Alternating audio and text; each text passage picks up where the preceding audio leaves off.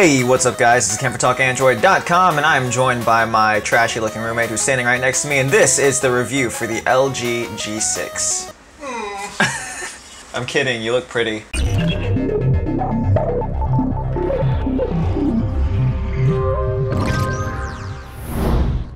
Hey, what's up guys? This is Ken for TalkAndroid.com and today we are talking about the LG G6.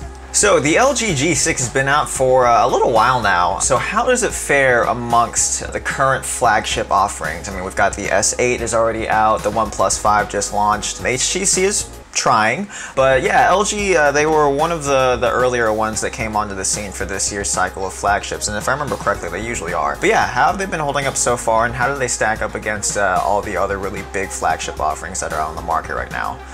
But before we answer that, let's take a look at some specs.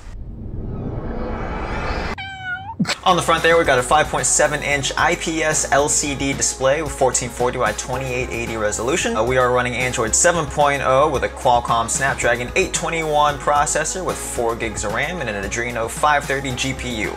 As far as storage, we've got 32 gigs of storage, and there's also a 64 gig model, and there is SD card slot support. Camera-wise, we've got a dual lens 13 megapixel f1.8 camera, and on the front we've got a 5 megapixel f2.2 camera. We've also got a rear-mounted fingerprint scanner there.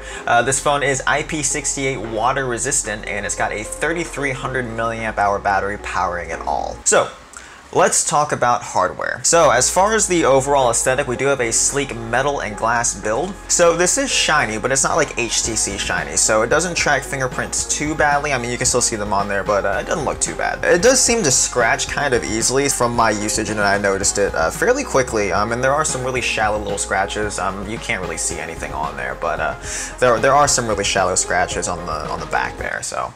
This phone is a little on the chunkier side, which I don't entirely mind. This phone, because it does feel a little bit chunkier, a little bit thicker, it sits kind of nicely in the hand, and it has a really nice sort of weight to it that I don't mind. And then as far as the rest of the phone, we've got a top-mounted headphone jack there, and then a USB-C on the bottom, and then we've got our volume rocker on the side here. Now as far as the buttons go, these buttons are really tiny. They're sort of weenie on the side there, and they've got a little bit of click. I prefer a little more travel and a little more tactile response from the buttons, being as small as they are, but they suffice. And then as far as the button on the back, which is also our fingerprint scanner, again, it's got quite a bit of tactile feedback, and it is pretty clicky. I would have preferred something a little more recessed, or with something like a little more of a beveled edge on there, but like I said, it suffices. Now, speaking of the fingerprint scanner, it does work really well, and it is sensibly placed, unlike some of the other phones that are out right now. And besides, like I said, I wish it would have had a more beveled edge or a more distinctive feel. I mean, it works really well, and it's super responsive, so I quite like using the fingerprint scanner on this phone. Flipping over to the display though, we do have that 5.5-inch display, keeping in line with the rest of the LG design language, which has kind of been shifting over the last few iterations. One thing we have maintained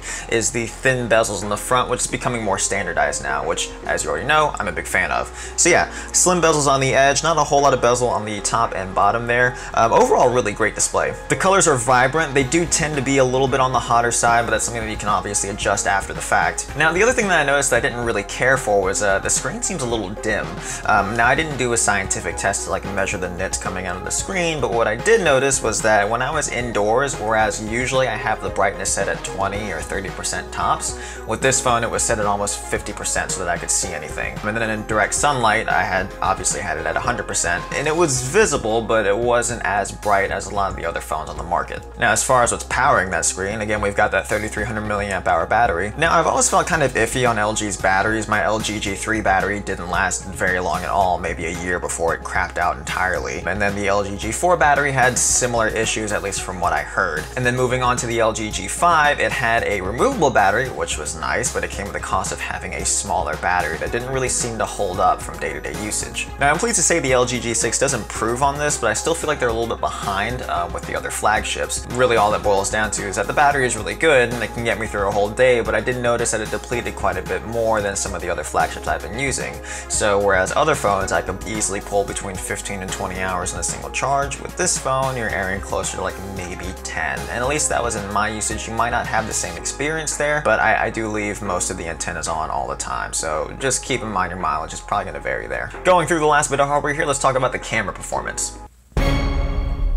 Overall, the camera holds up really well, and on the rear camera here, we've got really good dynamic range and color accuracy throughout. Noise performance is about on par with what you'd expect. At lower ISOs and in broad daylight, it looks really well, but as you go into darker settings and you crank the ISO up, it does introduce quite a bit of noise. But again, that's kind of expected with these devices. But the real treat here, obviously, is that we've got two lenses. Now, what does that amount to? A lot of the other phones that have two lenses, or at least a couple of the other phones that have two lenses, are moving towards that telephoto lens, wide-angle lens feel. Or if you're like Huawei, you don't know what you're doing with two lenses and they're just there for fun. But with this phone, we've got a wide-angle dual lens camera setup, which I quite like. You will probably remember this feature from the LG G5, and also the LG V10 had the dual lens front-facing camera, which I kind of liked as well.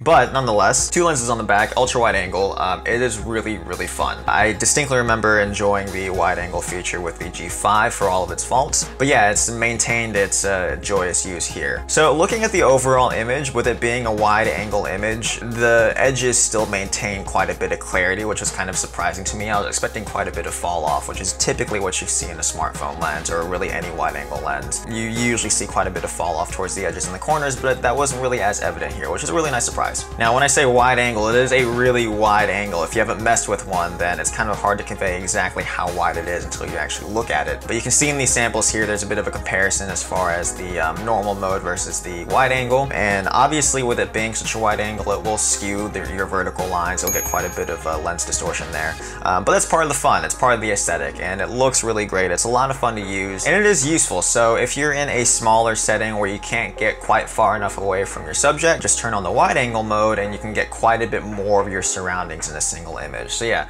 a lot of fun to use. And honestly, I think I prefer that over the dedicated telephoto lenses a lot of the other phones are coming out with now.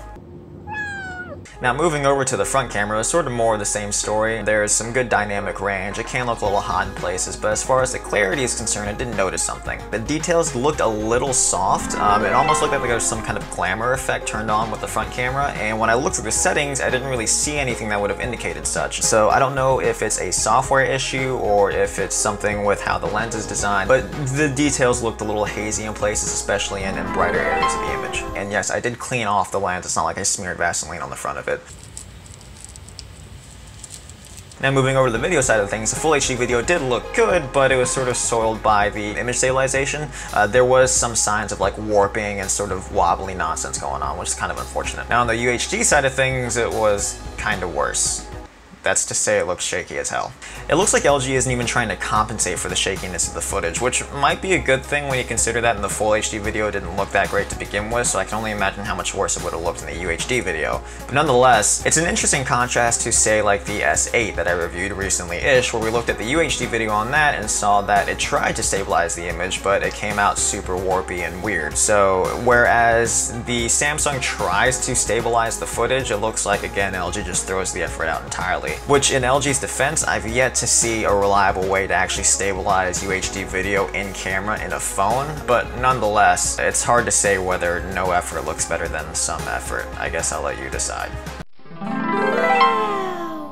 Now, let's not forget that the wide angle feature does actually still work in video as well as in stills. Now, it's not going to give you as wide of an image as it would in a still, but it still gives you a little extra wiggle room if you need it, so it's kind of nice. Now, let's move over to the software side of things. This is running LG UX 6.0. Now, I find the LG UX to be the least visually offensive of all the major UIs that are on the market right now. And by that, I mean the icons aren't a total eyesore, and the settings menu is still a bit of a mess, but overall, I guess I still prefer this layout over some of the other ones. Now, what really bummed me out about the UI was that there's no app drawer, until I remembered I could turn that on. I still remember the initial announcement coming out, I think with the LG G5, that they were doing away with the app drawer, and that didn't last very long at all. Me personally, obviously I prefer an app drawer rather than having all my icons on the screen.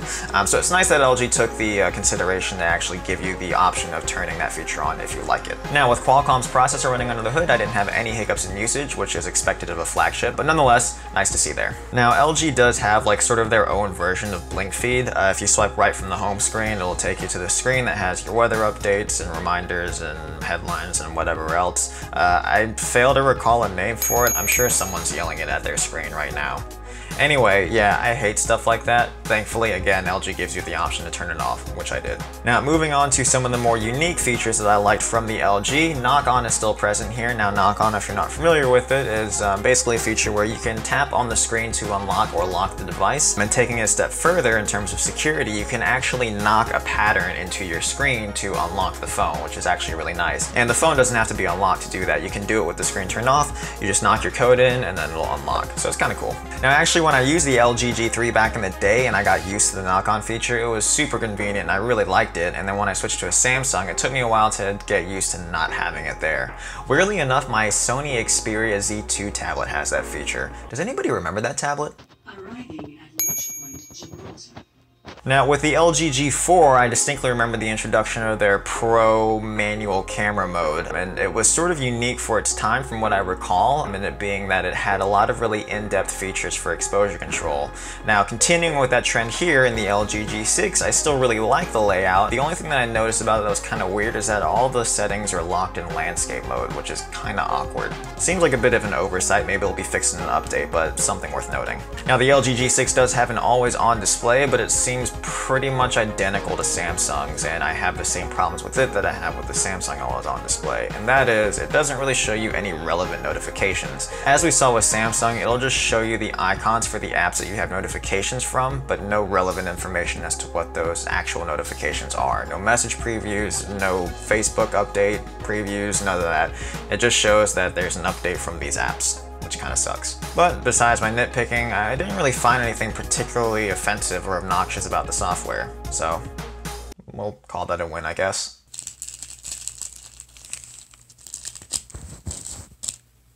So where does it leave us with the LG G6? Well, LG's trajectory has been an interesting one to watch from the G2 all the way up to the G5, so it seems nice that LG is back on track with the G6 with or without its friends. By the way, I think it's kind of funny how much of a flash in the pan that whole Friends campaign was. I mean, that shit burned out quick. So what this device lacks in a dedicated telephoto lens or an infinity display, it actually makes up for with a really solid build quality and a camera that's fun to use. Now, in the current climate of flagships, would I call this a Samsung S8 killer or an iPhone killer? No. But is it a fantastic alternative? Probably. So what do you think about the LG G6? Like I said, it has been out for a while, and how is it stacking up against the other flagships in your opinion? Does anybody wish the whole Friends campaign would come back? I think it was kind of interesting to watch that whole thing nosedive, but at the same time I would obviously like a successful attempt at it. I think the idea of modularity is one that still has a lot of room to be messed with. So yeah, what do you guys think? Sound off in the comments down below. In the meantime, don't forget to like, comment, and subscribe for more, and once again, my name is Kim for TalkAndroid.com.